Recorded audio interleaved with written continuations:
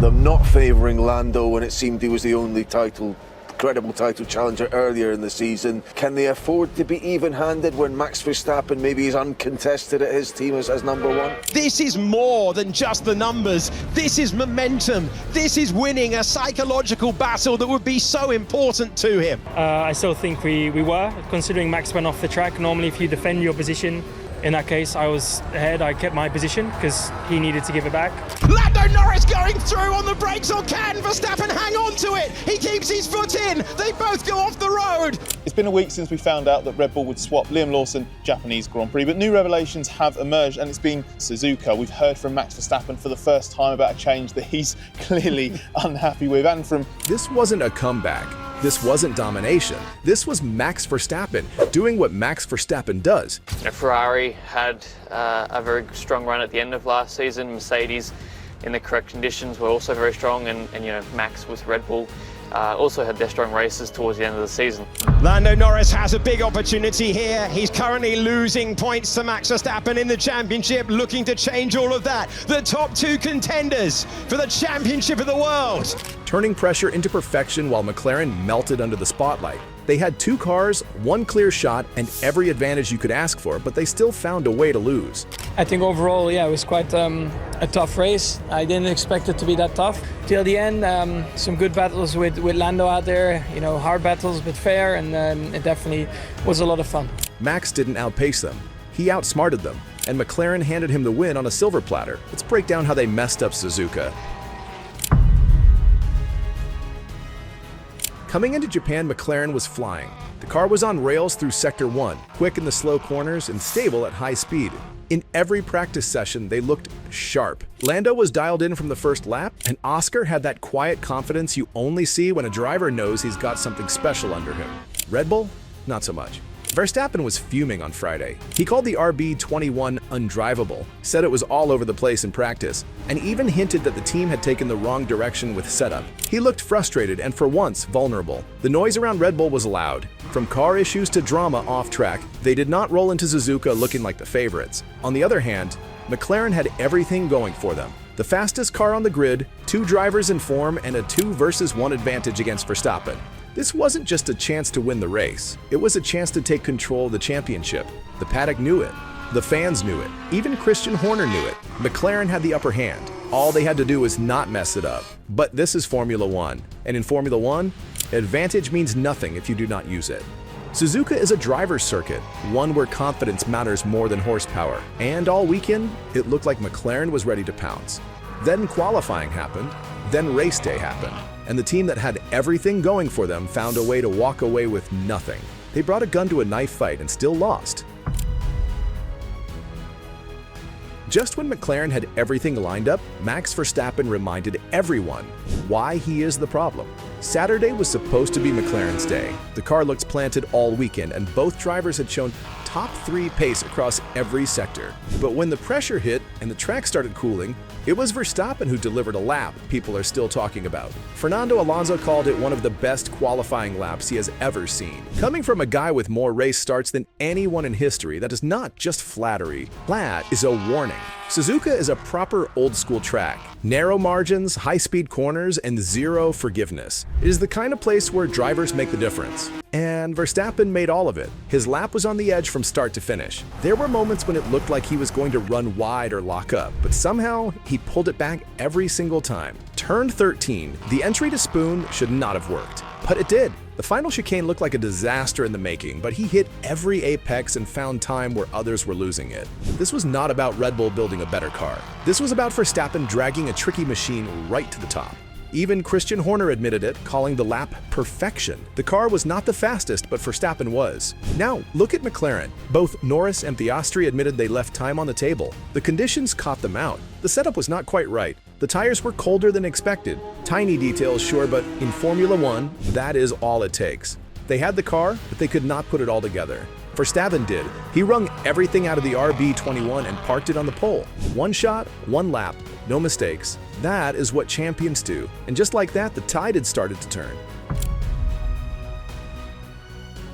But even after Verstappen's magic lap put him on pole, McLaren still had a chance. The race was long, the gap was small, and they had 2 cars against 1. All they had to do was think smart. They didn't. From the moment the lights went out, Verstappen was under pressure. Lando stuck with him in the opening laps, and Oscar was right behind. It was the perfect setup for a strategic attack. One McLaren to force the move, the other to clean up. Classic 2 versus 1 racing. Except McLaren never pulled the trigger. When it came time for pit stops, they blinked. Verstappen dived in and McLaren followed immediately. No undercut attempt, no overcut either. They shadowed Red Bull lap for lap and erased any chance of getting creative. Even worse, they ignored the clear pace advantage Oscar Piastri had at one point in the race. He was in Lando's DRS for lap after lap, consistently quicker, and even got on the radio to say he wanted a shot at Verstappen. He believed he could catch him, and the data said he might have been right. But McLaren said no. They told Oscar to hold position, stay behind, protect the harmony, and just like that, the threat was neutralized. Instead of attacking Red Bull, McLaren was managing itself. If the roles were reversed, there was no chance Red Bull would have played it that safe. They would have used both cars to pressure the leader, disrupt the strategy, and force a mistake. McLaren did none of that. This was not about the wrong tire or a bad stop. It was a failure to take risks when it mattered most. They had every chance to make Verstappen sweat, and they played it safe. McLaren brought 2 cars to a fight against 1. I never once used the numbers to their advantage. They picked harmony over victory, and victory slipped away. And while McLaren was busy playing it safe, Max Verstappen did what he always does. He turned pressure into points. 53 laps. No safety cars, no breathing room. 2 faster cars were chasing him the entire race, and he did not flinch once. This was not damage control. This was domination. From the moment he left the line, Verstappen drove like a man possessed. He knew the McLarens were faster. He knew they had the numbers, but he never gave them an inch. Every lap was a qualifying lap. He hit every apex, managed every tire phase, and stayed just far enough ahead to keep both Norris and Piastri out of DRS. That part cannot be overstated. Suzuka is a brutal circuit for tire life. Red Bull has struggled with degradation all season, especially over long stints, but somehow Verstappen made it look easy. His pace never dropped. His tire management was flawless. He did not just hold the lead, he controlled the race. And he did it in a car that is still not in the class of the field. The RB21 is twitchy in slow corners and heavy on its tires. It has not been the bulletproof machine of previous seasons, but Verstappen drove it like it was, again. Even his biggest critics had to admit it. This was not about having the best equipment. This was about having the best driver. While McLaren hesitated, Verstappen executed. While they played nicely, he played ruthlessly. He drove every lap like it was the last. That is what separates champions from contenders. This was not a Red Bull win, it was a Verstappen win. The strategy was basic, the car was second best, but the result, flawless. McLaren had every advantage going into this race. Verstappen just refused to care. Here's the question no one at McLaren wants to answer. Is Oscar Piastri racing for wins or just racing behind Lando Norris? Because after Suzuka, it is starting to feel like the team has made up its mind. For the second time in 4 races, Piastri was told to stay put. In Australia, he was faster in traffic, but was told to hold position behind Norris. At Suzuka, it happened again. He was in DRS range for multiple laps, clearly had more pace at that point in the race, and got on the radio to ask for a shot at Verstappen. McLaren said no. And the reasoning? That is where things get murky. Was it strategy? Was it tire conservation? Or was it about keeping Lando out front as the team's unofficial number 1? Let's be honest, Lando is the face of McLaren. The team has built around him for years. The branding, the interviews, the long-term vision, it is all Norris. But Oscar is not just a supporting actor. He is fast, composed, and aggressive when it counts. He is not here to carry someone else's championship hopes. He wants to win. And when one driver keeps getting told to stay behind, race after race, it does not take long before questions start flying. Questions about trust, about fairness, about what McLaren really wants this season to look like. This is how things start to crack. 2 top-tier drivers. No clear pecking order. Team orders are used selectively. It is starting to feel very familiar. If you remember 2007, you know where this road leads. Hamilton and Alonso. Same garage, same ambition, total implosion. That team had everything needed to win a title, but the internal tension tore it apart. If McLaren is serious about challenging Red Bull this year, they cannot let history repeat itself. Playing favorites only works if it wins you races. Right now, it is only helping Max Verstappen. It is one thing to miss an opportunity, it is another to never even take the shot. McLaren had every tool they needed at Suzuka, the fastest car over the weekend, 2 elite drivers, and a Red Bull team running a single-pronged attack. That should have been a tactical dream. Instead, McLaren played it safe, way too safe. Let's start with Oscar Piastri. He had the pace. He was glued to Norris's rear wing for several laps, sat comfortably in DRS range, and even got on the radio asking for a shot at Verstappen.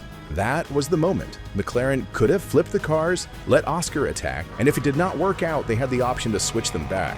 No risk, all upside. But instead of making a move, they sat on their hands, and Oscar sat in dirty air. Then there is the strategy call. When you have 2 cars in play against one Red Bull, you have to get creative. Send one long, pit the other early, offset strategies, mix up the tire game. You force Red Bull into split decisions and hope the pressure cracks them. That is how you win with a numbers advantage. But what did McLaren do? They pitted both cars at the same time as Max. They shadowed Red Bull's every move. No undercut attempt, no overcut, no tire offset. They did exactly what Red Bull expected them to do. They handed control of the race to Verstappen without ever making him sweat. McLaren did not lose because they were slower. They lost because they stopped thinking like winners. Great teams make bold calls, they trust their data, trust their drivers, and above all else, they take control of the situation. McLaren had the power to do that in Suzuka. Instead, they chose inaction, and in Formula One, that is still a decision. It is just rarely the one that gets you a trophy. Suzuka proved one thing: having the better car means nothing if you don't know how to use it. This wasn't just a win, it was a warning. Play it safe in Formula One, and someone like Max will eat you alive.